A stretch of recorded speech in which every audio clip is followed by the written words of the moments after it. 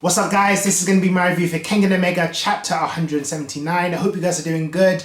This was an interesting chapter, to be honest. A lot of big things happened, but a lot of nothing happened as well. So I feel like this is going to be a shorter review than usual, but let's get into it. So I want to start off firstly with the beginning. Picking up where we left off in the last chapter, we've got Metsudo kind of talking about the kind of information he has on the connector and what he knows. And we go to a flashback, which I thought was great. It's been a long time since we've seen a Metsudo flashback, and it's good to see what kind of stuff he was doing back in the day when he was combating the worm. Because we've heard about it, but we've not actually seen it. And to be honest, young Metsudo is probably one of my favourite characters, because he just doesn't care at all. He's just ready to risk anything. I'm kind of getting an inkling of how they defeated the worm back in the day. They're finally finishing, they've survived, and then this mysterious shadow comes from the fire looking like one duppy. I don't know what was going on there, it was mad. But that guy was huge and he was just in the fire. I don't even know if he had clothes on or what was going on. It was a bit random. But yeah, obviously that's meant to be a connector, and the first inkling that Eryo and Metsudo had that there was someone higher up than the worm and the Westward faction. And I think what's interesting is that this is the second time, or the third time maybe in the story, that we've heard someone say, all for the connector. And it makes me wonder, who is this guy that they have such high reverence for him? Like they're willing to just risk their lives. Like I know the worm is like an inbuilt organization where they're doing all this madness, but they've got a lot of respect for this guy that's the connector. And we know who the connector is now, and it's kind of talked about by Metsudo and the other heads of the Kengan / Purgatory Coalition kind of people. That obviously, if the connector was back in the day when they were young, he's bound to be old, and it kind of feeds into what we've already spoken about and what everyone and a lot of people have theorized about Bando and Kenzo's technology, and about how they could have been using the resurrection technique or modifying the resurrection technique to create it and make it more real.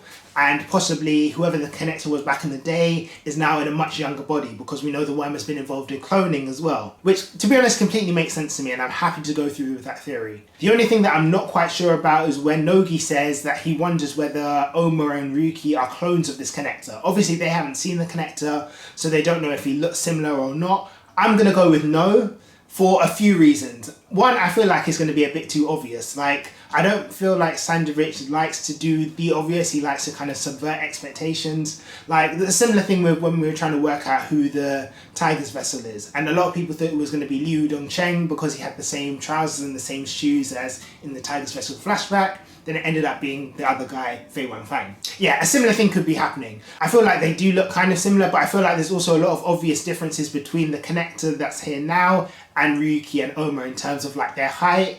Like Oma and Ryuki are pretty much fully built. They're pretty much adults now. They're not going to grow much more. And the connector seems to be a lot taller than them.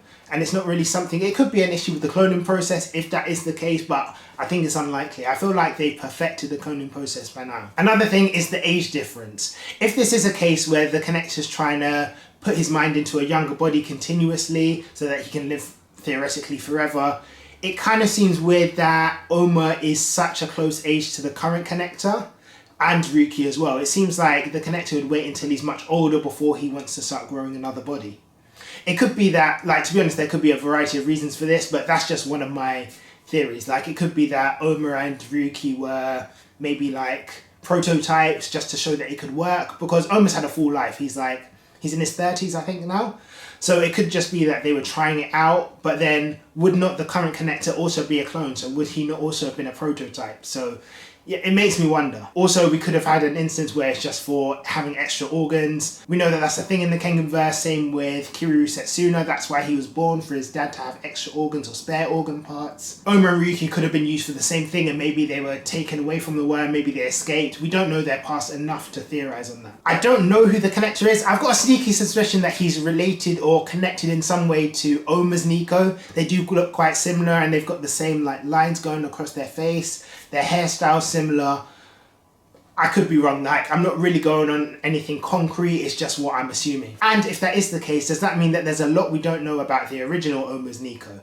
But we'll see when we find out. But I do like how they did throwbacks to things that had been discussed in chapters way back, like with Kenzo, like with Bando, like with the cyber brain, and the mind uploading, the fact that Oma and Ryuki are clones. Like everything's starting to tie together, even though we don't have a specific answer yet. There's still a lot to find out, but we are getting more and more information as it goes on, and it feels like Sandovich is getting closer to doing that reveal. So hopefully soon. Speaking of the connector, I absolutely love his character. Like, he does seem like he's a bit dopey, but he does also seem very in tune.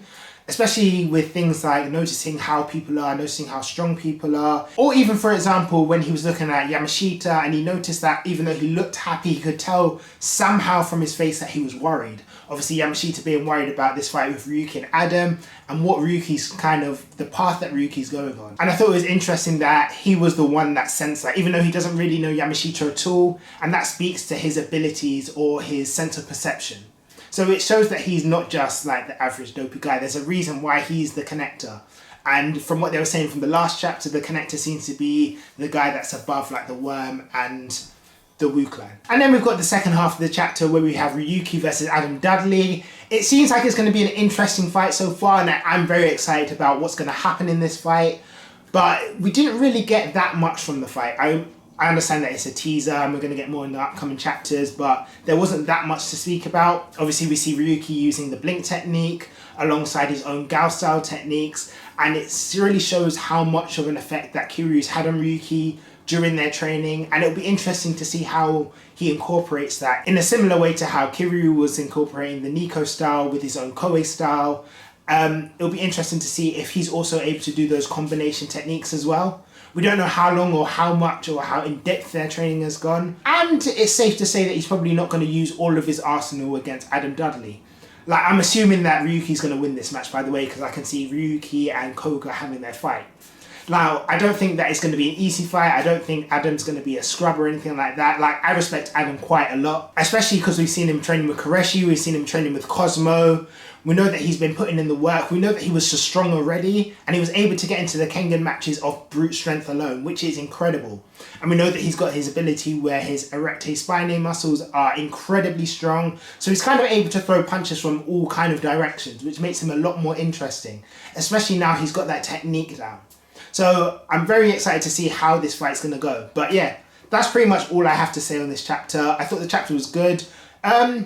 I think we could have got a little bit more, but that's just my opinion. I'm still grateful for what we did get, and I'm excited for next chapter. So let me know what you guys thought. I'm out. Thank you for watching. Peace.